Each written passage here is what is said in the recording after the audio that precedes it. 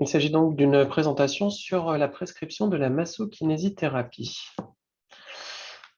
Alors, les règles de prescription de la massokinésithérapie, cette prescription va donner accès à un remboursement sécurité sociale. C'est une évolution législative assez récente sur la place de cette prescription dans la prise en charge rééducative des patients.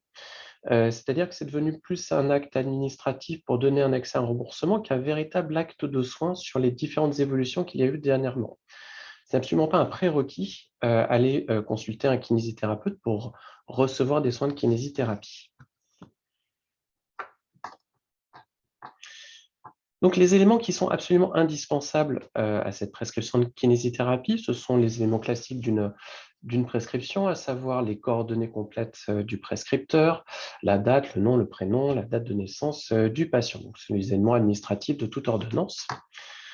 Pour une prescription de kinésithérapie, il faut par ailleurs indiquer la nature de la prescription, donc massokinésithérapie, prescription de massokinésithérapie, et l'indication médicale de la région à traiter. Donc là, il y a un petit exemple des éléments indispensables sur une prescription de massokinésithérapie, bilan et rééducation dans le cadre d'une hémiplégie droite. Le cas échéant, la prescription peut mettre en avant certaines notions. La première, sont les contre-indications. Assez régulièrement, quand vous allez prescrire de la rééducation, en particulier dans le domaine de l'orthopédie, il y aura certaines contre-indications. Par exemple, ne pas prendre d'appui sur le membre inférieur pendant la durée de consolidation d'une fracture. Donc, il peut y avoir des contre-indications qui sont en lien avec la pathologie ou des contre-indications qui peuvent être en lien avec les techniques de rééducation que pourrait être amené à utiliser le kinésithérapeute, comme l'électrostimulation, comme le travail en balnéothérapie, etc. Deux autres éléments administratifs peuvent être notés le cas échéant, à savoir si la rééducation doit être faite à domicile ou en cabinet, si cette rééducation doit être instaurée de façon urgente et doit être réalisée la nuit et le week-end. La notion d'urgence sur la prescription de massokinésithérapie permet de s'affranchir d'une démarche auprès de la caisse primaire d'assurance maladie pour obtenir l'autorisation de débuter les soins de kinésithérapie. Ensuite, d'autres éléments administratifs comme l'accident de travail, la prise en charge à 100% de la pathologie en lien avec les actes de rééducation. Et puis, vous pouvez noter une limitation de durée dans le temps, c'est-à-dire que vous pouvez estimer, vous, médecin, que cette prise en charge, qui sera réalisée par le kinésithérapeute, ne devra pas dépasser plus de 3 mois, 6 mois, quelques semaines, en fonction de la pertinence que vous voyez dans l'indication de la rééducation, de ce que vous attendez de la rééducation. Assez récemment, la caisse primaire d'assurance maladie a mis à la disposition des médecins un petit mode d'emploi pour la prescription de rééducation, dont vous avez une copie ici. Et je me suis permis de zoomer sur la prescription dans le cadre d'une pathologie neurologique. Donc là, vous voyez quels sont les différents actes possibles.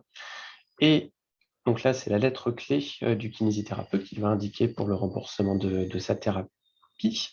Et donc là, vous avez le libellé à indiquer sur l'ordonnance de rééducation. C'est-à-dire que quand vous avez un hémiplégique vasculaire, que vous pensez qu'une rééducation en kinésithérapie est intéressante, à ce moment-là, la prescription doit normalement ne comporter que ce libellé-là, à savoir rééducation des conséquences d'affections neurologiques et musculaires, ce qui permet au kinésithérapeute de faire le lien et d'avoir sa lettre clé.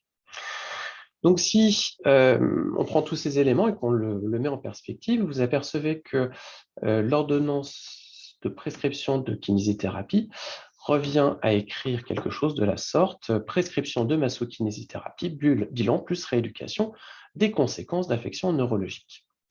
Et donc, si on compare ça à la prescription de médicaments, si on faisait la même chose pour prescrire, par exemple, des antibiotiques, eh bien, ça sous-entend que le médecin écrirait sur son ordonnance, quand il désire que le patient prenne des antibiotiques, parce qu'il a estimé que c'était une angine bactérienne qui nécessitait la prise d'antibiotiques, prescription de médicaments dans le cadre d'une angine blanche. Donc, on voit bien que l'évolution législative et probablement la perception médicale de la prescription de rééducation a amené petit à petit à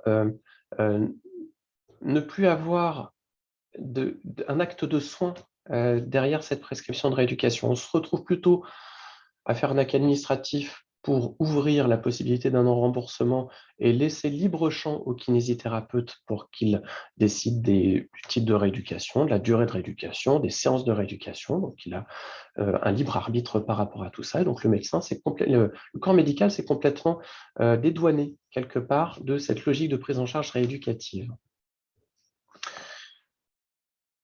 Il y a des éléments facultatifs, donc qui ne sont pas indispensables à indiquer sur la prescription, mais ces éléments facultatifs deviennent un acte de soin.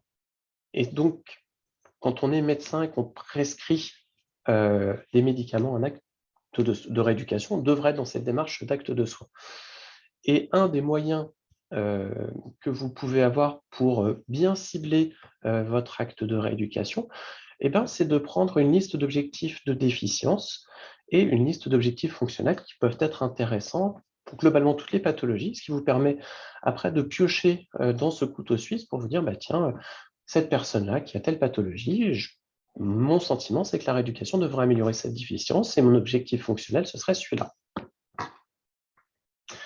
On va prendre l'exemple de l'entorse de cheville. Donc, vous avez un patient qui a une entorse de cheville qui vient vous voir en consultation. Donc, vous aurez les éléments indispensables, donc administratifs, la prescription de massokinésithérapie bilan plus rééducation d'une conséquence orthopédique. Et ensuite, vous pouvez aller chercher dans vos éléments facultatifs. Donc, les éléments indispensables, ils sont ici. Donc, comme vous le voyez, c'est extrêmement court. Peu d'indications médicales, pas de notion quantitative, tant sur le nombre de séances que sur la durée de soins. Donc, je vous engage vivement à réfléchir plutôt sur des éléments qualitatifs. Donc, ces éléments facultatifs, quand on prescrit de la rééducation, et dans notre couteau suisse, on voit que on va envoyer le patient faire de la kinésithérapie pour diminuer la douleur conséquente de l'entorse de cheville, diminuer l'œdème, les troubles trophiques, essayer de lutter contre l'installation d'une raideur articulaire, renforcer les muscles éverseurs du pied pour que la cheville se stabilise mieux, accompagner les difficultés sensitives, parce que souvent, le fait d'avoir une entorse grave de cheville va entraîner une mauvaise analyse proprioceptive de la cheville et donc une mauvaise stabilisation de la cheville dans l'espace. Et donc, ça risque d'apporter des récidives d'entorse. Ensuite, les autres éléments d'objectifs que vous pouvez avoir, c'est le travail des troubles de l'équilibre, de l'instabilité articulaire. Et puis, votre objectif fonctionnel, c'est que le patient, il travaille sa marche. Et donc, sur votre ordonnance, au-delà des éléments indispensables à une prescription de rééducation, il semble important d'indiquer les éléments facultatifs, les objectifs de votre traitement et de votre prescription. Et donc là, vous donnez un sens à votre prescription, vous réalisez un acte de soin. Ces éléments facultatifs sont nombreux, comme je vous l'ai dit, ils peuvent couvrir un grand nombre de pathologies. Il est très important quand on devient, par exemple, médecin spécialiste dans une prise en charge thérapeutique aiguë et qu'on est amené à prescrire très régulièrement de la rééducation, de faire l'effort de s'intéresser aux publications qui sont en lien avec la rééducation de notre acte thérapeutique. Par exemple, je suis cardiologue, je prends en charge les infarctus du myocarde, lisez ce qui est écrit sur la rééducation cardio-pulmonaire. Je suis orthopédiste et je prescris de la rééducation dans les suites de mes prothèses de genoux. Intéressez-vous à la place de cette prise en charge rééducative pour mieux cibler vos objectifs et avoir un œil accompagnant pour le kinésithérapeute en charge du patient.